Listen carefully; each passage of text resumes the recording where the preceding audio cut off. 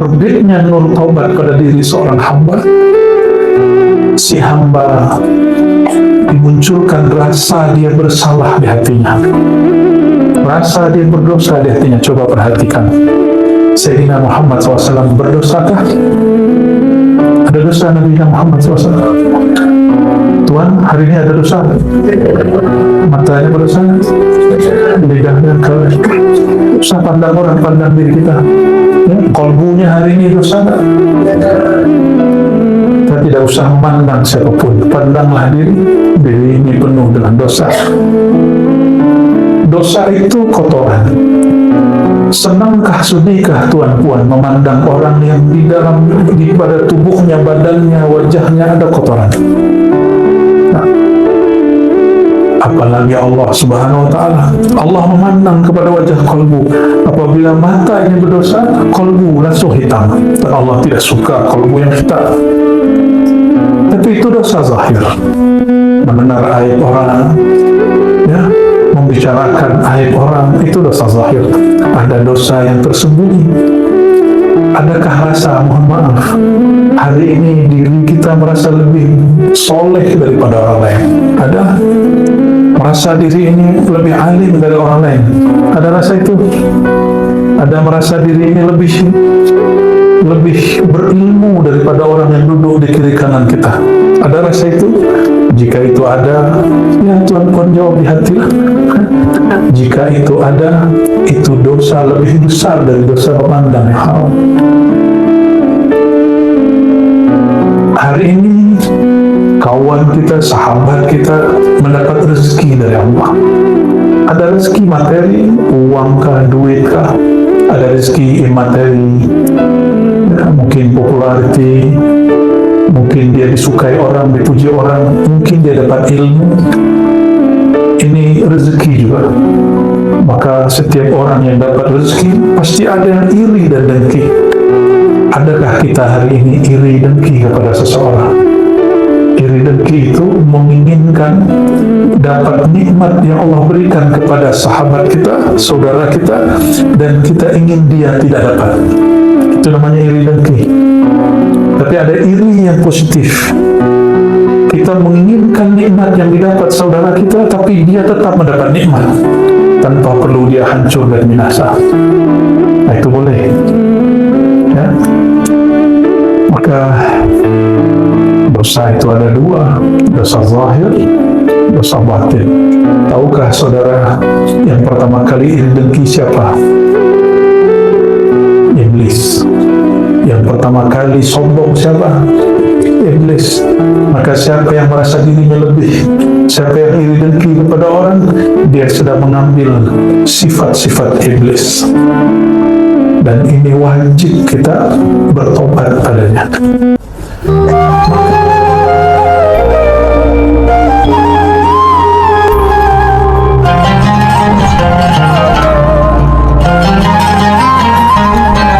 Assalamualaikum warahmatullahi wabarakatuh. Alhamdulillah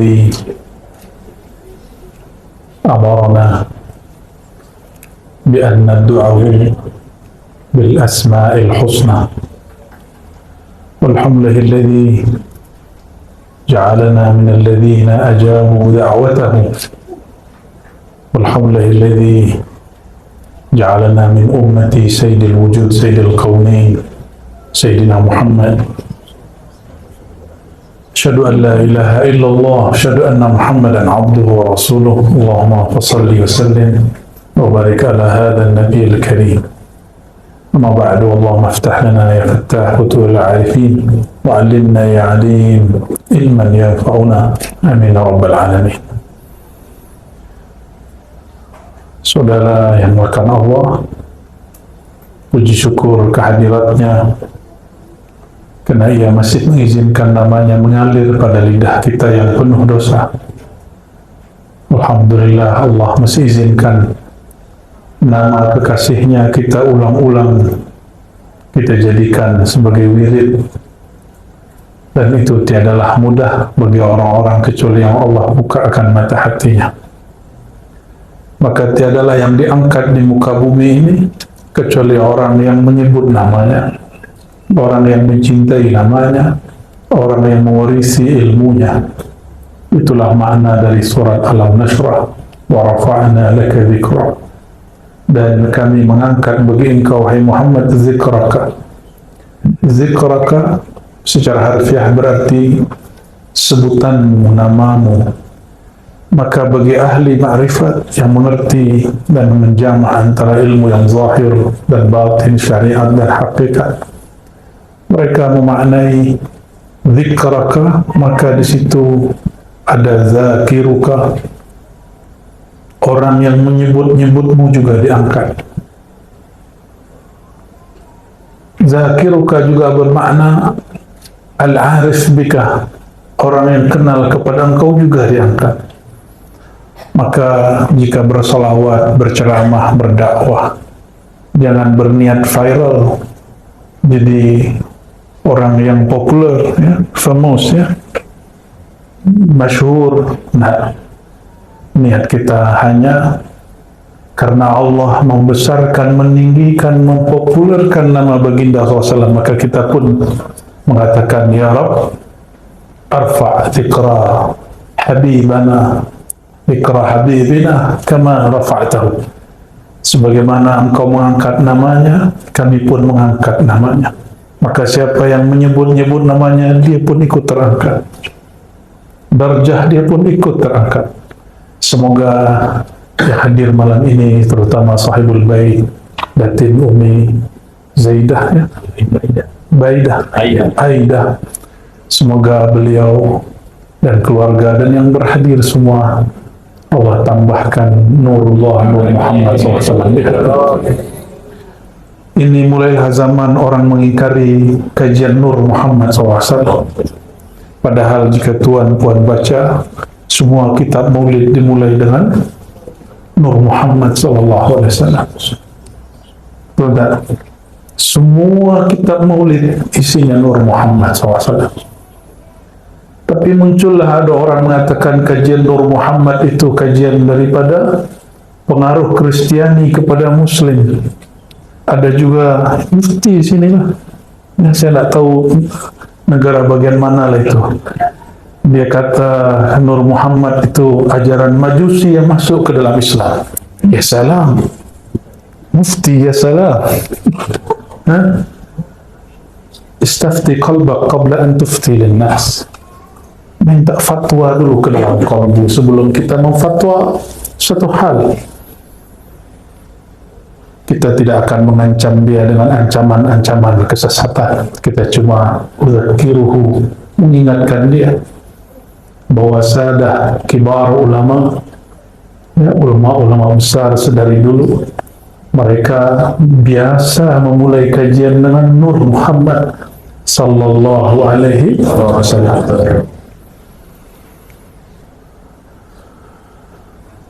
Tapi saya tidak mau bahas Nur Muhammad lah, ramai lagi, ya.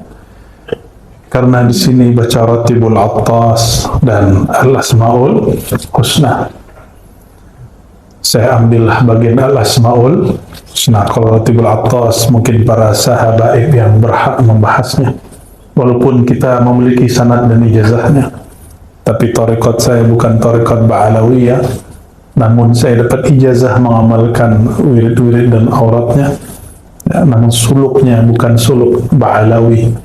Ma'ahtiramina bihim, meskipun saya sangat hormat dengan sahadah Ba'alawiyah. Kenapa? Kullu Ba'alawi syazili, setiap Ba'alawi syazili, dan amalan harian kami syazili. Suluk khalwat kami Naqsyabandi, kajian hakikat kami Syatari, mahabbah kami Ba'alawi. Alhamdulillah Rabbil Alamin. Zikir anfas kami Samani. Ya, kalau dilanjut masih banyak itu. Ya. Al-Asma'ul Husna. Tuan-puan, senangkah dipanggil dengan nama yang bagus? Senang? Senang dipanggil dengan nama yang indah, yang elok? Atau dipanggil dengan nama yang buruk? Mau? Tak nak? Tiada orang yang suka dipanggil dengan nama yang buruk. Walillahil mathalul a'la, dan milik bagi Allah lah perumpamaan yang lebih tinggi, lebih luhur. Jika engkau saja tiada suka dipanggil dengan nama yang biasa, engkau suka dipanggil dengan nama yang luar biasa, nama yang indah dan elok. Itu adalah sifat Allah yang Allah pantulkan, percikkan ke dalam dirimu. Jadi sebenarnya itu sifat Allah. Maka jangan terlalu suka dipuji. Pulangkan pujian kepada yang maha terpuji. Inilah makna alhamdulillah rabbil alamin. Kapan kita boleh terima pujian? Apabila kita melihat sifat Allah lah yang menutupi aib ini, lalu orang melihat sifat Allah meliputi diri, barulah boleh kita menerima pujian. Karena yang terpuji pada hakikatnya zat yang maha terpuji, Allah subhanahu wa ta'ala. Dan inilah syukur kita sebagai umat Nabi yang terpuji, Nabi Muhammad SAW. Betapa bingung dan hairannya orang-orang kafir Quraisy, Abu Lahab, Abu Jahal hendak mencaci, tapi orang yang dicaci namanya orang yang terpuji. Muhammad, apa artinya? Orang yang terpuji. Bagaimana mungkin orang yang sangat terpuji dicaci maki? Oleh karenanya mereka tidak berhasil mencaci maki Sayyidina Muhammad SAW. Maka mereka menuduh Sayyidina Muhammad SAW sahirun majnun, penyihir. Tidak puas, sebut lagi majnun, gila. Itulah ya nafsu orang-orang kafir Quraisy. Dan saya bukan memberi ancaman kepada kita, hanya menakut-nakuti diri supaya siap sedia. Siapa saja yang mewarisi nur al-Muhammadi sallallahu alaihi wasallam, nur ilmu baginda sallallahu alaihi wasallam, maka ia akan juga dicaci. Ia juga akan dituduh sebagai penyihir lagi gila. Ya. Mungkin Datin Umi ini sudah dituduh gila juga. Gila habaib, gila ulama, tersesat sudahnya. Kawan-kawannya mungkin mengira dia sudah gila. Nah. Tapi terserahlah mereka. Ya, biarlah kafilah tetap berlalu dan anjing tetap ya menggonggong Allahumma sholli ala sayyidina Muhammad. Walillahil asmaul husna fad'uuhu biha. Maka milik Allah lah nama yang indah, nama yang elok. Maka semua nama terbaik berpulang kepada Allah subhanahu wa ta'ala. Fad'uuhu biha, maka panggillah Allah dengannya. Apabila saya ni kepada Ustaz, saya panggil hoi, pasti Ustaz tidak mau melirik. Betul tak? Hei, pasti tidak mau melirik. Karena Ustaz punya nama, punya gelar. Minimal saya panggil Ustaz. Ya, kalau tak tahu nama, panggillah Ustaz. Jangan panggil hoi. Hei, fulan. Tidak. Kita pun tidak suka dipanggil bukan dengan nama, apalagi Allah subhanahu wa ta'ala. Tapi baiknya Allah itu, ia menyimpan namanya bahkan dalam satu huruf yang paling ringkas tentang nama Allah adalah Hu. Maka kul huwallahu ahad. Biasanya apabila kita menyebut dia dalam bahasa Melayu lain dengan huwa dalam bahasa Arab. Karena dia dalam bahasa Melayu khusus untuk orang ketiga, orang yang gaib, orang yang hari ini sahabat kita tidak hadir, lalu kita sebut dia. Betul tak? Tapi kalau menyebut Allahu, itu menunjukkan tanzih, mensucikan Allah dari semua fikiran-fikiran. Maka maknahu mencakup semua sifat 20. Orang kalau faham belajar sifat 20, ada di sini majelis kajian sifat 20, wajib ada. Kita Ahlus Sunnah wal Jamaah, salah satu simbol kita adalah mengkaji sifat Allah yang 20.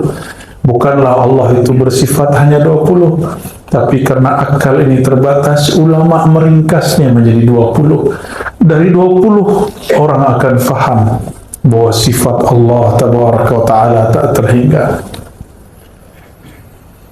Apabila kita berkenalan dengan seseorang ta'aruf, pertama yang ditanya bukan sifat dan tempat tinggalnya, di mana duduknya. Pertama yang ditanya adalah apa namanya.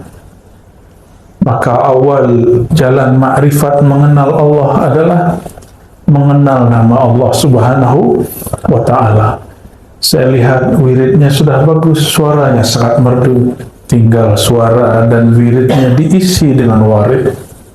Warid itu dimulai dengan ta'lim. Innamal ilmu bita'allumi. Ilmu itu mesti diambil dari guru. Lain dengan futuh, lain dengan wahbiyah, bukan wahabi. Wahbiyah itu pemberian bakat dari Allah. Ya.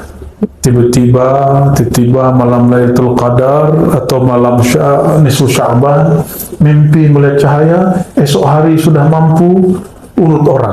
Nah, itu namanya wahabiyah. Apa namanya?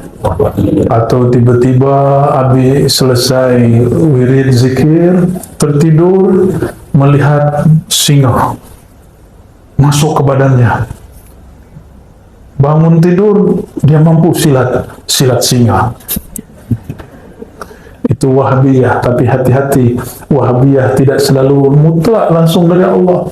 Siapa tahu dari jin, dari khadam-khadam. Maka kita mesti berhati-hati.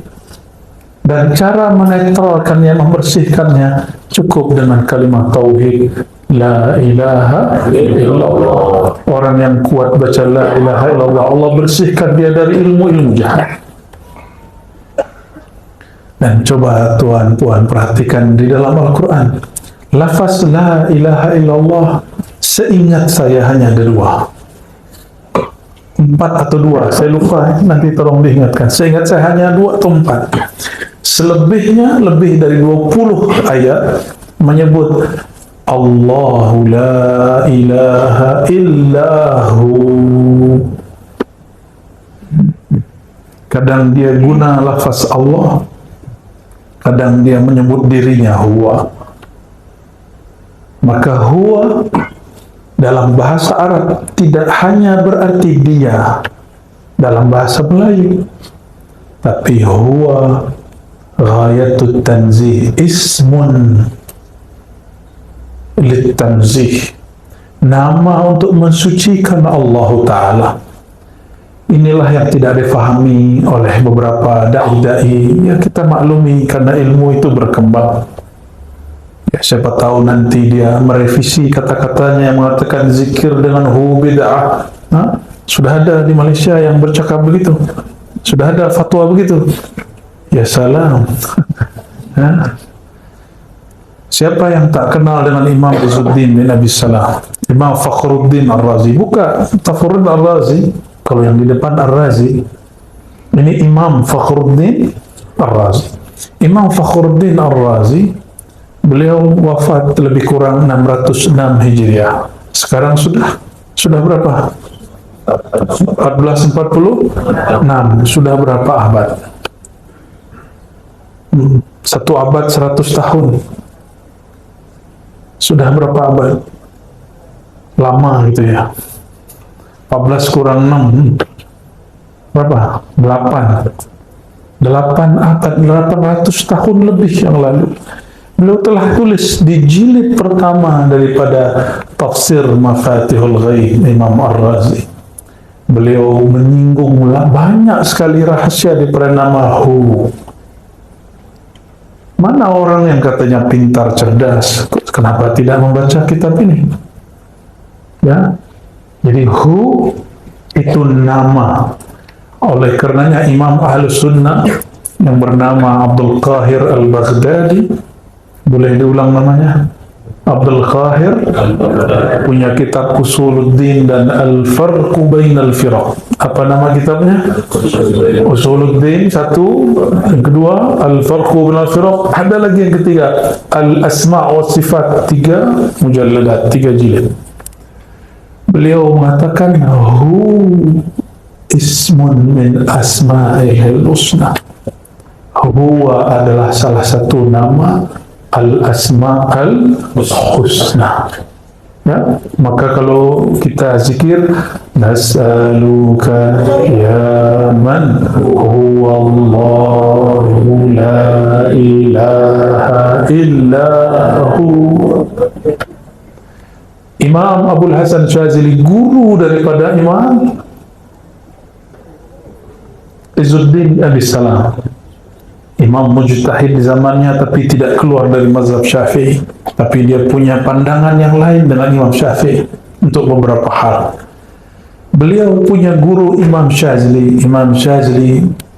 yang punya Hizib Bahar, ya, salah satu hizib yang saya suka, dan kami di Ribat pagi petang mengamalkan wirid asas, astagfirullah 100, la ilaha illallah 100, salawat 100, subhanallah 100, itu di hati beliau.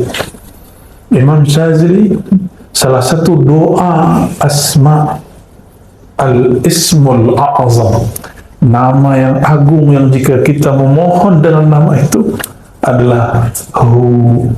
Maka beliau berdoa ya hu, ya hu, wahai yang menyebut dirinya huwa. Waw itu waw zaidah, pada dasarnya hanya hu. Waw itu tambahan dalam bahasa Arab. Jadi al-aslu fihi hu, bila waw. Ada hu tanpa nyebut waw. Kul huwa, huwa Allah, karena dia disambung maka dibaca huwa Allah. Tapi jika dia diwakafkan Allahu la ilaha illahu, betul tak? Begitu cara bacanya. Sahih? Ada matnya, hu. Maka apabila tuan-puan ambil talqin zikir dari ahlinya, salah satu talqin zikir itulah talqin zikir dengan surat Qul huwallahu ahad, Qul hu Allah. Jika dilakukan dengan teknik yang benar, kaifiat yang sahih, dia akan membuat wajilat qulubuhum. Jika disebut namanya, bergetarlah hati. Ya. Jika disebut nama Allah, bergetar hati. Tapi kalau menyebutnya belum tahu caranya, maka hati tiada bergetar. Ya, maka pelajari ilmu ini dari ahlinya, jangan dari YouTube. Ya, pelajari dari siapa? Fas'alu ahla dzikri in kuntum la ta'lamun. Tapi ingat, tidak semua dokter itu spesialis. Maka tidak semua dai ustaz menguasai ilmu talqin. Banyaklah orang mentalqin dan memberi ijazah, tapi sedikitlah orang yang punya sir daripada la ilaha illallah. Ambil dari ahli sir, ahli zikir, insyaallah nur Allah akan hidup di dalam kalbu kita. Orang nur Allah hidup di kalbunya, maka sebesar apapun dosanya tidak akan membuat dia putus asa untuk pulang kepada Allah, karena dia tahu ini yang kami kaji tadi pagi, ya, tapi karena memang tidak ada live, ya. Apa itu? Was-was syaitan dan terjerumusnya seorang hamba dalam maksiat itu adalah jalan bagi salik untuk kembali kepada Allah. Maka min alamati, di antara husul taubah, terbitnya nur taubat pada diri seorang hamba, si hamba dimunculkan rasa dia bersalah di hatinya, rasa dia berdosa di hatinya. Coba perhatikan, Sayyidina Muhammad SAW berdosakah? Ada dosa Nabi Muhammad SAW? Tuhan, hari ini ada dosa. Matanya berdosa, lidahnya kalah. Usah pandang orang, pandang diri kita. Ya, kolbunya hari ini dosa nggak? Kita tidak usah memandang siapapun. Pandanglah diri ini penuh dengan dosa. Dosa itu kotoran. Senangkah, sudihkah Tuan Puan memandang orang yang pada tubuhnya, badannya, wajahnya ada kotoran? Nah, apalagi Allah Subhanahu wa Ta'ala. Allah memandang kepada wajah kolbu. Apabila mata ini berdosa, kolbu langsung hitam. Dan Allah tidak suka kolbu yang hitam. Tapi itu dosa zahir. Mendengar aib orang, ya, membicarakan aib orang, itu dosa zahir. Ada dosa yang tersembunyi. Adakah rasa, mohon maaf, hari ini diri kita merasa lebih soleh daripada orang lain? Ada? Merasa diri ini lebih alim dari orang lain? Ada rasa itu? Ada merasa diri ini lebih berilmu daripada orang yang duduk di kiri kanan kita? Ada rasa itu? Jika itu ada, ya Tuhan jawab di hatilah. Jika itu ada, itu dosa lebih besar dari dosa memandang yang haram. Hari ini kawan kita, sahabat kita mendapat rezeki dari Allah. Ada rezeki materi, uang kah, duit kah? Ada rezeki imateri, ya, mungkin populariti, mungkin dia disukai orang, dipuji orang, mungkin dia dapat ilmu. Ini rezeki juga. Maka setiap orang yang dapat rezeki pasti ada yang iri dan dengki. Adakah kita hari ini iri dengki kepada seseorang? Iri dengki itu menginginkan dapat nikmat yang Allah berikan kepada sahabat kita, saudara kita, dan kita ingin dia tidak dapat. Itu namanya iri dengki. Tapi ada iri yang positif. Kita menginginkan nikmat yang didapat saudara kita, tapi dia tetap mendapat nikmat tanpa perlu dia hancur dan binasa. Nah, itu boleh. Ya. Maka dosa itu ada dua, dosa zahir, dosa batin. Tahukah saudara yang pertama kali iri dengki siapa? Iblis. Yang pertama kali sombong siapa? Iblis.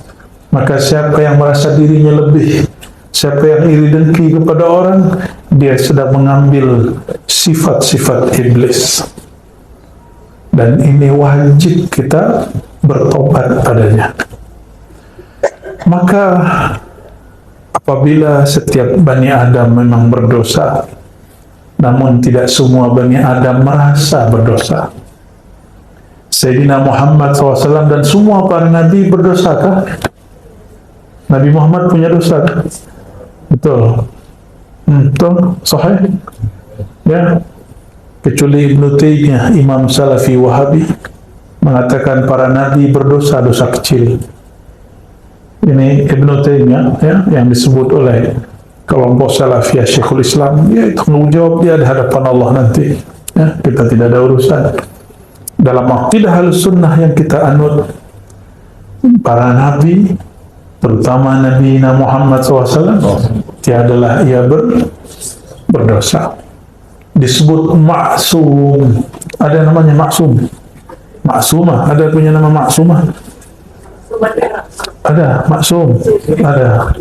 Siapa suaminya? Arwah. Allahumma salli ala sayyidina Muhammad. Nabi Muhammad SAW. Perhatikan, ada muhim, ini penting sekali. Nabi kita tidak berdosa, tapi ia merasa berdosa. Saya, kita, Tuan Puan hari ini, kita pasti berdosa, tapi kita tidak merasa berdosa. Betul ya? Para Nabi alaihimussalatu wassalam memandang dirinya jika melanggar satu adab, maka dia sampai dia wafat dia bertobat kepada Allah Subhanahu wa taala. Sayyidina Ibrahim dia berbohong 3 kali untuk kebaikan. Sampai nanti di akhirat orang minta syafaatnya, apa kata beliau? Duhai umatku, bukankah aku ini nabi yang berdosa 3 kali berdosa, 3 kali berbohong? Itu para nabi. Para nabi, dia berbuat sesuatu dan dia merasa bersalah di dalamnya. Maka semua para nabi tawwabin. Semua nabi itu ahli taubat. Ingin merasakan nikmat bertuhan, ingin merasakan nikmatnya zikrullah, benar-benarkan, betul-betulkan taubatnya. Apakah kita senang masuk ruangan tapi ruangannya kotor? Masuk masjid suraunya berdebu, apa namanya nih, tikar apa? Karpetnya sudah kotor, ya, banyak debunya, banyak kotoran-kotoran di dalamnya. Nyamankah? Nah, para imam ahli zikrullah mereka ijma' qalbul mu'min baitullah, rumah Allah, surau yang hakiki, masjid hakiki, bukan bangunan fisik itu. Karena bangunan fisik itu boleh diubah nanti jadi gereja. Seperti Hagia Sophia, sudah dari gereja jadi masjid, masjid jadi gereja, gereja jadi museum, museum jadi gereja, jadi masjid lagi. Kalau bangunan boleh diubah, tapi kolbu ini tidak boleh dirubah. Nah, maka ini yang disebut baitullah hakiki. Jika seseorang masuk ke dalam dirinya, di dalam dirinya masih ada noda mata, noda telinga, noda pandangan, pendengaran, noda lisan, noda tangan dan kaki, noda qalbu, maka ia tidak akan lama tahan zikrullah. Dia tidak akan lama tahan dalam baitullah yang ada dalam dirinya. Padahal Sayyidina Muhammad SAW mengatakan dalam hadis yang sahih, "Idza ra'aita ahadan," ya, jika engkau melihat seseorang ya, suka datang ke masjid, fashhad lahu bil iman, maka saksikanlah dia benar-benar beriman. Oleh Imam Ghazali dimaknai bukan saja datang ke masjid yang fisik, itu betul, itu zahir iman. Tapi iman yang sesungguhnya apabila seseorang dia betah, dia nyaman, dia senang masuk ke dalam baitullah yang ada di dalam dirinya. Maka lihatlah orang-orang dia nyaman, dia suka lama-lama zikrullah. Dia sungguh menikmati lama-lama ketika berselawat. Ya, bukan karena suara yang indah saja, tapi karena suara di dalam kolbunya sudah sangat indah. Bukan karena ruangan ini bersih saja, tapi karena ruangan di dalam dirinya bernama kolbu, ruang dan relung kolbunya sudahlah sangat bersih. Oleh karenanya, miftahul walayah at-taubah. Ya, ini kaidah muhimmah, kaidah penting. Pintu dari kewalian menjadi kekasih Allah dimulai dari bab taubat. Apabila kita selesai wudhu, apa yang kita baca? Allahumma ja'alni. Tapi orang lupa, ada satu adab yang dia lupa, bahwa Nabi SAW memberi doa beragam. Salah satunya syahadat asyhadu an la ilaha illallah wa asyhadu anna Rasulullah, baru Allahumma ja'alni minat tawwabin. Ya Allah, jadikan aku termasuk golongan yang bertaubat. Perhatikan tawwabin, waw musyaddad, wawnya ada tasydidnya. Dalam kaidah bahasa Arab disebut dengan mubalaghah. Kalau orang sekali tobat disebut taib, tapi jika dia berulang-ulang tobat disebut tawwab. Kenapa dia berulang-ulang tobat? Karena setiap kali dia tobat, dia merasa dirinya kotor lagi, maka dia tobat lagi. Oleh karenanya ini saya bukan sedang menyuruh tuan-tuan bermaksiat, tapi hendaklah kita selalu merasa punya maksiat. Hendaklah kita selalu merasa punya dosa. Selesai zikir, selesai tobat, kita merasa lagi, ya Allah, hatiku masih ada maksiatnya, masih ada zulumat, kegelapannya. Oleh karenanya, ya, tiada seorang wali yang saya kenali kecuali amalan dia adalah zikir taubah. Zikir taubah, tidak ada timur, barat, Arab, tidak Arab, Habib, tidak Habib, mursyid, tidak mursyid. Wali itu tidak mesti mursyid. Boleh jadi dia mastur, tersembunyi dalam keramaian, ada yang tersembunyi dari keramaian. Amalan wajib mereka mandi taubat, zikir taubat, salat taubat. Nah ini, jadi kenapa kalau zikir sama-sama kuat, tapi zikir sendiri tidak kuat? Karena zikir taubatnya belumlah sempurna. Ya. Allahumma salli ala Sayyidina Muhammad. Satu kali Sayyidatuna Rabi'atul Adawiyah, Sayyidat Sufiyah. Jadi Sufi, wali Allah tidak hanya laki, tapi juga ada wanita perempuan. Beliau sebagaimana diriwayatkan oleh Imam As-Suhrawardi dalam Awariful Ma'arif, apabila ia beristighfar, bertobat, dia berkalam. Kalam yang wali laki tidak pernah tahu kalimat itu, tapi dia tahu lafaz itu. Apa kata dia? Astaghfirullah fi istighfari. Aku mohon ampun kepada Allah, aku memohon maaf kepada Allah. Kenapa? Karena istighfarku tidak sungguh-sungguh. Orang jika sungguh-sungguh beristighfar, air matanya mengalir. Atau fi qalbihi an-nadam, di kalbunya ada rasa dia menyesal. Tapi selama ini kita istighfar baru menghitung Zawallah, ya, belum ada rasa yang ditumbuhkan, belum ada penyesalan yang dirasakan.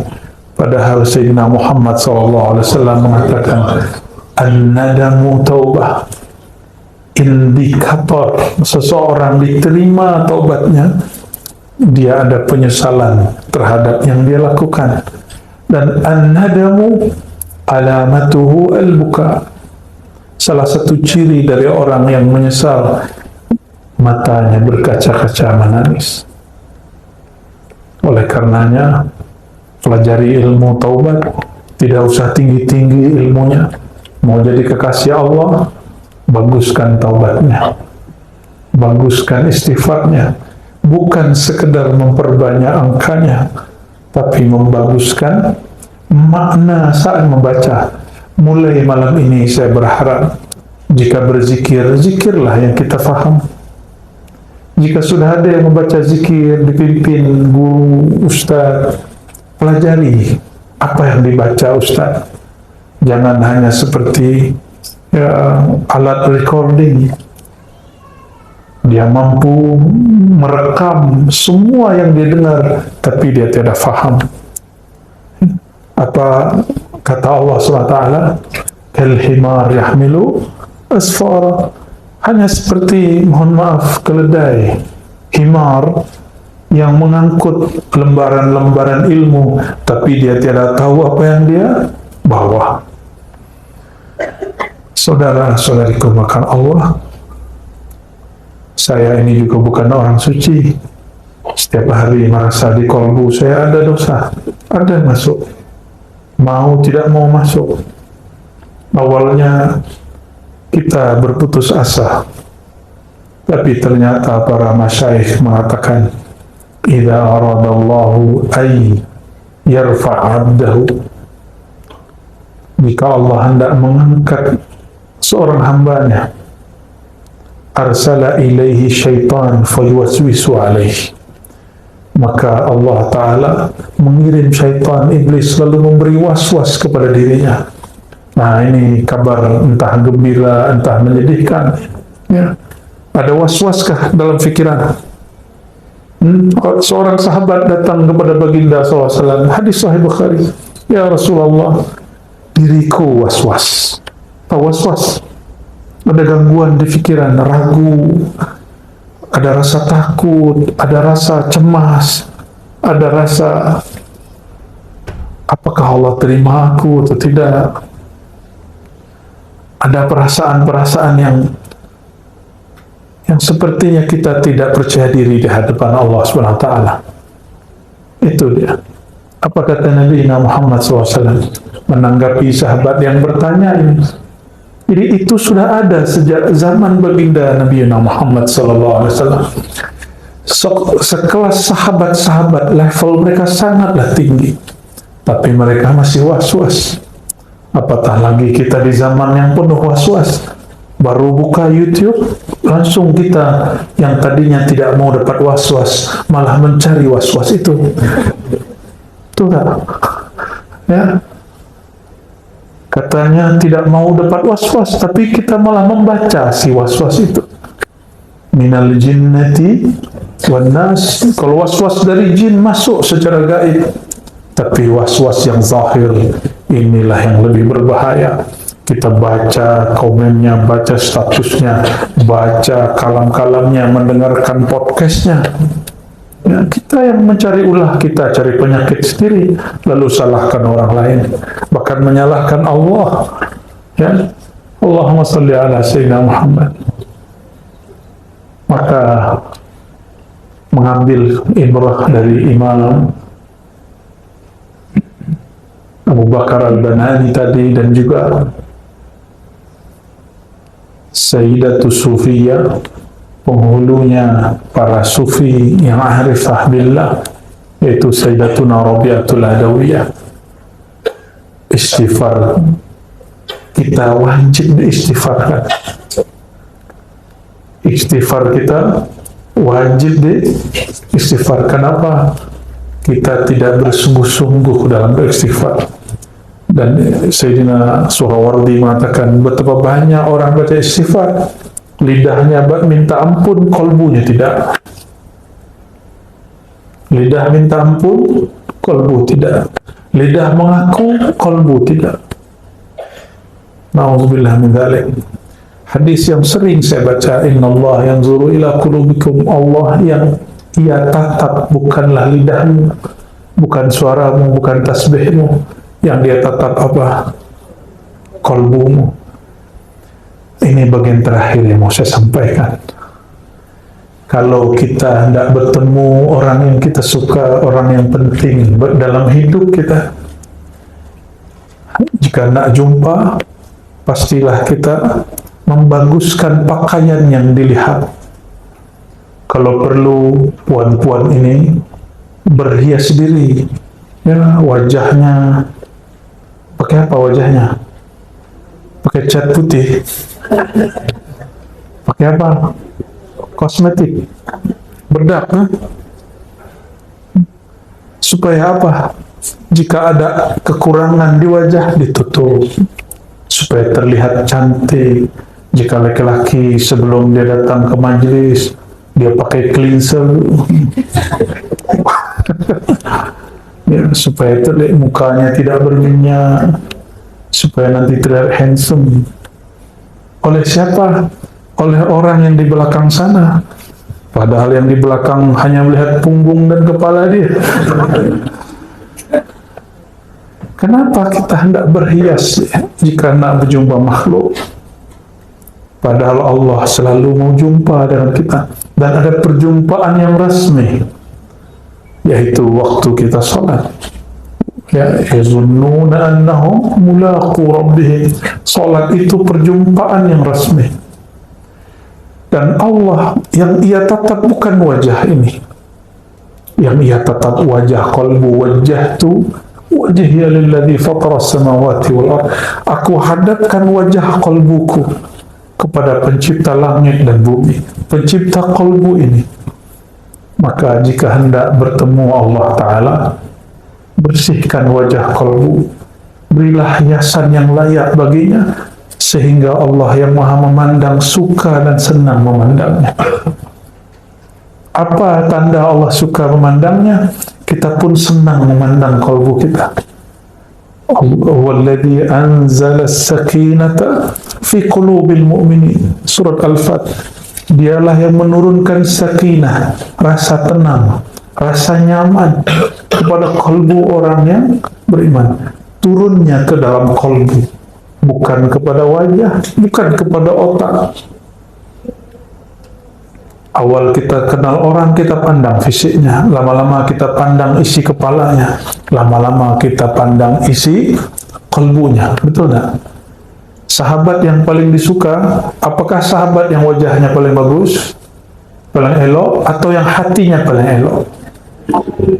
Senangkah dengan orang otak dia bagus, fikiran dia, brandnya minda dia luar biasa, tapi kalbunya sombong? Suka dengan orang begitu?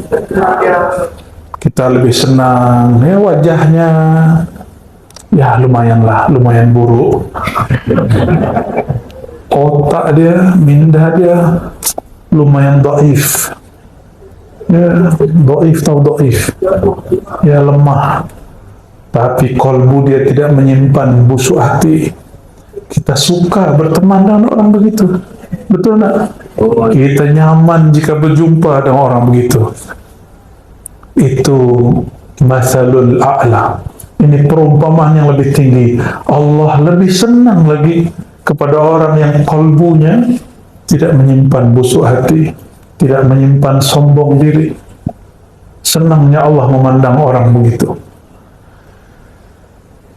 Kapan mulai konflik muncul di surga? Ketika Azazil yang kemudian diberi gelar iblis merasa dirinya lebih tinggi daripada Sayyidina Adam, dan dia iri kepada anugerah Allah kepada Sayyidina Adam, maka bermulalah konflik, bermulalah pertengkaran. Ya, jangan sampai itu terjadi. Kita punya sahabat, wajahnya senang kita melihatnya, akal fikiran minda dia juga sangatlah cerdas, IQ-nya sangatlah tinggi, kalbunya sangatlah baik.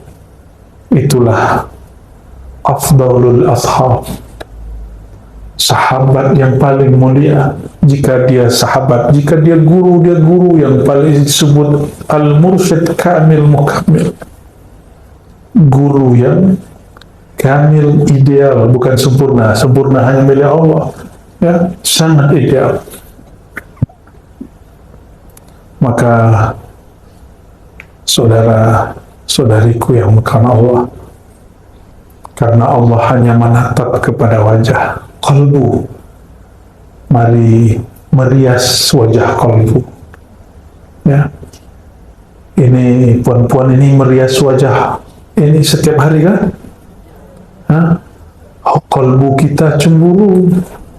Apa kata dia? Ya Allah, hamba-Mu ini merawat wajah zahirnya setiap hari, tapi wajah yang Engkau tatap dia hanya rawat sesekali saja. Wajah ini, kata ahli kecantikan, mesti dibersihkan minimal 2 kali sehari. Ya, tahulah kita ya, pagi, petang, ya, atau bangun tidur sebelum tidur. Maka saya pun katakan minimal jika hendak membersihkan kalbu, bersihkan 2 kali sehari, sebelum bangun tidur dan sebelum tidur. Siapa yang tidur tidak membawa sifat-sifat sombong, sifat-sifat yang buruk, dia tidur fi hubbillah, dalam cintanya Allah. Itulah zikir yang sebenarnya. Itulah ahli surga. Jadi jika Tuhan mau lihat ahli surga zaman ini, mudah. Saya kasih contohnya. Orang yang tidur tidak menyimpan penyakit hati. Siapapun orangnya, alimkah dia, jahilkah dia, maka orang itu ahlul jannah, ahli surga. Alim dia, baca kitab kuningnya Masya Allah, apalagi baca maulidnya Masya Allah, tapi sebelum tidur dia kurang senang, hatinya seuzon, dia kurang bersyukur dengan apa yang dia dapat hari ini. Tertidur itu tidak lebih baik daripada jamaahnya mungkin jahil, tapi dia tidur penuh rasa syukur dan taubat kepada Allah Subhanahu wa taala. Maka nanti sebelum tidur, nah ingat-ingat, sebelum tidur, kata Nabi Muhammad SAW, ini sunnah Nabi, idza arada ahlukum ila firashihi, jika kamu hendak mau ke tempat tidurnya, falyatawadda wudu'ahu lis-salat, maka berwuduklah, bersihlah seperti dia hendak salat. Maka seorang muslim tidak mungkin dia tidur wajahnya berminyak. Nah, kenapa? Karena dia mau tidur, dia pasti bersihkan wajahnya dulu. Jadi Rasulullah SAW sangat mengerti bab berhias. Lalu setelah itu apa? Bacalah zikir-zikir yang sudah mungkin kita tahu semua. Tapi ada satu hal yang terpisah hadisnya. Janganlah tidur dalam menyimpan rasa sakit hati kepada siapapun. Ada rasa sakit hati kah kepada orang? Masih ada? Masih ada dendam? Masih? Saya lihat ini sebagian masih menyimpan dendam ini. Masih ada 1-2 lah ini. Dapat dibaca dari gores mata. So, kan tahu alam gaib tidak. Ya. Kita tahu orang wajah lapar. Kenapa? Terlihat di wajahnya. Bukan berarti kita tahu alam gaib, tidak. Sayyidina siapa yang Yahudi ini namanya? Abdus Salam, ya. Seorang Yahudi yang masuk Islam. Kita tak benci Yahudi karena Yahudinya. Kita benci Yahudi yang Zionis, yang jahat kepada sesama manusia, apalagi Muslim yang sedang ada di sana.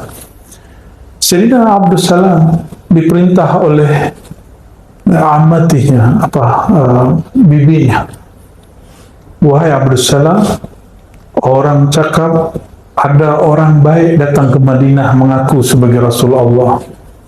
Jika benar dia Rasulullah yang ada di kitab Taurat kita, maka lihatlah wajahnya, apakah wajahnya wajah orang jujur atau pembohong.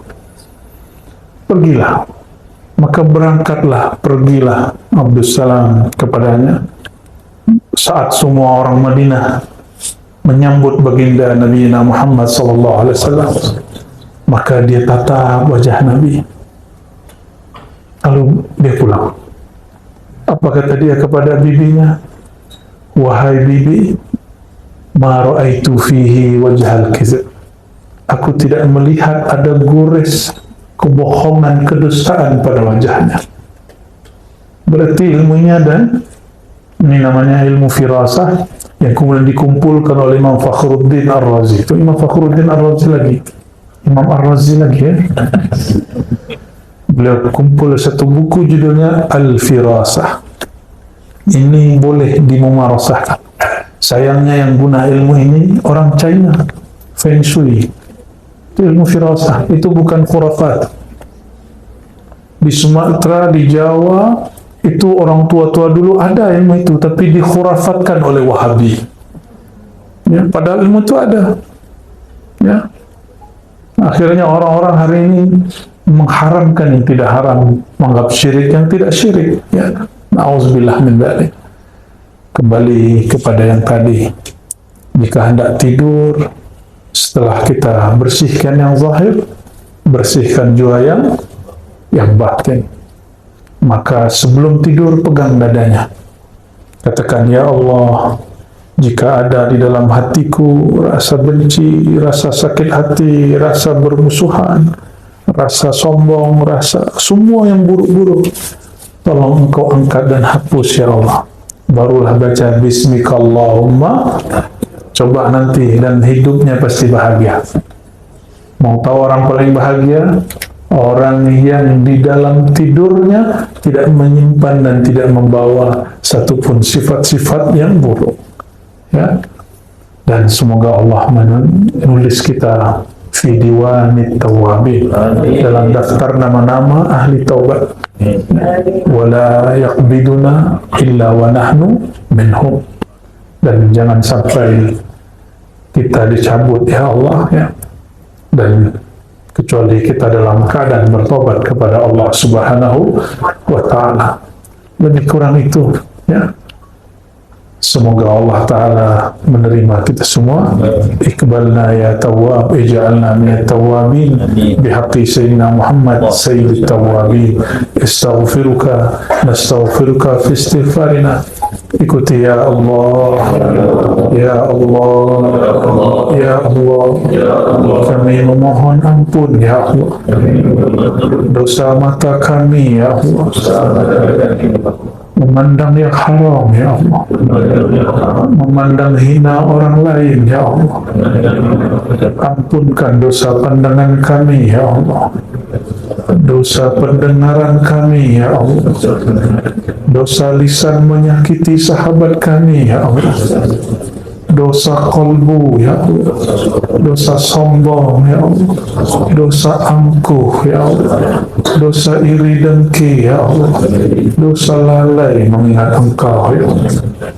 Allahumma ya Allah, tahhir qulubana, bersihkan kolbu kami, bersihkan hati kami dari semua penyakit-penyakit hati, sembuhkan jiwa kami dari semua penyakit-penyakit kerohanian. Allahumma ya Allah, la taqbidna, jangan Engkau menjemput nyawa kami, illa wa naqulu la ilaha illallah, kecuali Engkau takdirkan kami membaca la ilaha illallah Muhammadur Rasulullah. Allahumma ja'alna minat tawabin, Allahumma ja'alna minat tawabin, Allahumma aktubna fi diwanit tawabin. Ya Allah, terima taubat kami, terima taubat kami, dan tulislah nama kami pada daftar nama orang-orang yang bertaubat. Amin ya rabbal alamin. Rabbana atina fid dunya hasanah wa fil akhirati hasanah wa qina adzaban nar. Ikuti ya Allah, ya Allah, ya Allah, ya Tawwab, ya Tawwab, ya Tawwab, tub alaina bihaqqi nabiyyina Muhammad sallallahu alaihi wasallam, walhamdulillahi rabbil alamin. Al-Fatihah.